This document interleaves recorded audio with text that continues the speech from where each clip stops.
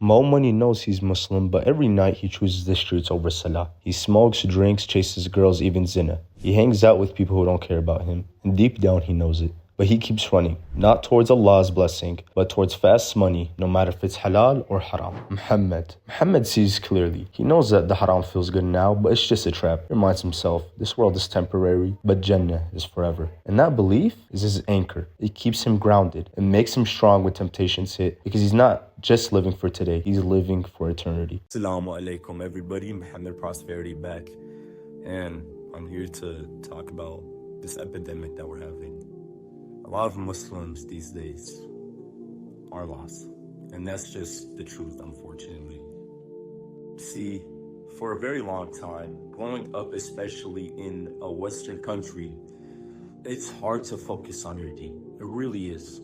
But here's the silver lining. The best part is there is solutions to this problem. Now, the reason why this problem exists in the first place is because what society has been telling us is so far from what the deen tells us. Overstimulation and false pleasures, addiction to the dunya, and the lustful world. Now, why this is a problem, why is this even a problem in the first place, right? Is it slows you down. You forget about why you're here, your purpose, and your creator. And what's worse than forgetting about the one who created you, forgetting your purpose, forgetting why you're here, chasing these super shallow, superficial things that are only temporary and no real pleasure. Why it even exists is because it's easier to do this than run away from real problems. It's easier to get distracted, and it's easier to indulge in these activities because you're distracted and because it's better than facing. First thing I want to get into is how can we solve this? Now, first method is environment and friends. Now, why I say environment and friends is this might single-handedly contribute to about 90% of this process. This might solve 90% of your problems in terms with, staying on your deen and your faith. We have this problem, right? Where even though you might be trying to focus on your deen, you're trying to pray, and you're trying to do these good things, I want you to think about it. What were the times that when you were consistent with salat, consistent with your worship, and you had a high iman, what was the main cause that you think made you slip up? It probably could have been environment, friends, at least in my case. See, if someone tries to quit smoking, and the first thing they do is hang out with a group of people that smoke, what do you think he's gonna do? He's gonna smoke, right? So the problem that we have is even when you do realize and recognize this is a problem, you do have to change your environment and your, group of friends. I think the same goes for this. It's like, okay, maybe it's not the friends. It might simply be an environment. Either way, you just don't want to be in that environment. And if your friend's doing it, do you really want those friends to be your friends?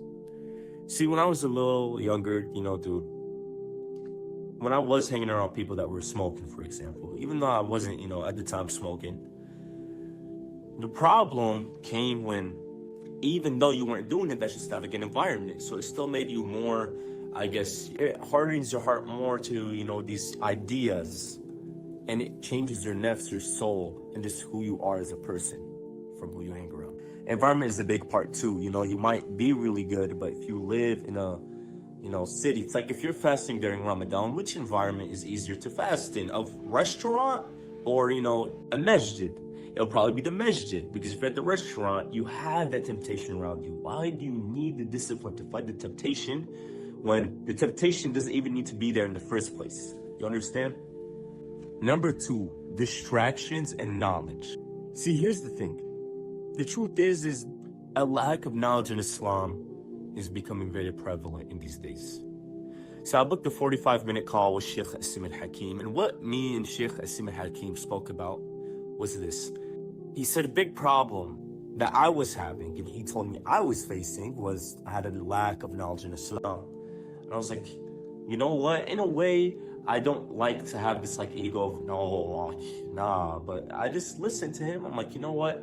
This is pretty interesting. I'm not gonna argue against him. I just want to hear why he thinks I have this lack of knowledge in Islam. So The Sheikh asked me this, how many names does Allah have? I said, apart from the one that he already has, he has 99. And he says, okay, out of these 99 names that Allah has, how many of them do you even know? I said, to be honest, I know like 3. And he says, okay, from these 3 that you do know, how many of them do you truly know the meaning of? And I said, Sheikh, I only knew 1. And that hit me. How can I pray 5 times a day, fast the whole month, give in charity, make pilgrimage, and devote my life to the fact that there's only one God worthy of worship, and that Muhammad, peace and blessings be upon him, is his messenger, if I only know one of his names and the meaning of one of his names? See, the problem is we might be able to do a lot of the worship, but we need to truly feel that worship, and we need to truly be in our meaning. If we're letting these really simple things get in the way, then that's going to be a problem. And my third point comes to this: general health and discipline. See, in the days that we do live in, even though I really do not like to use this is a fact. Your way of living is affecting your energy levels. And if you know what I'm saying, you don't have a high level of focus, you're very low energy, and you tire out fast, it's going to be harder to do ibadah. Because ibadah realistically does take what? It does take mental energy and physical energy as well.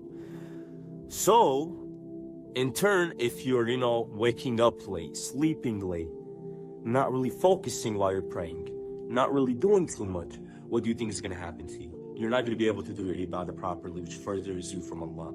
So what the main important part of this topic is, in my reasoning for number 3, is that you need to have good health and you need to be disciplined. And you can only build that, overall general health is what you consume, right? And activity and health, in terms of cardio, weightlifting, and also your diet. And on top of that, training your discipline. I want to try to be like Muhammad. While more money is chasing the world, Muhammad is chasing the one who made it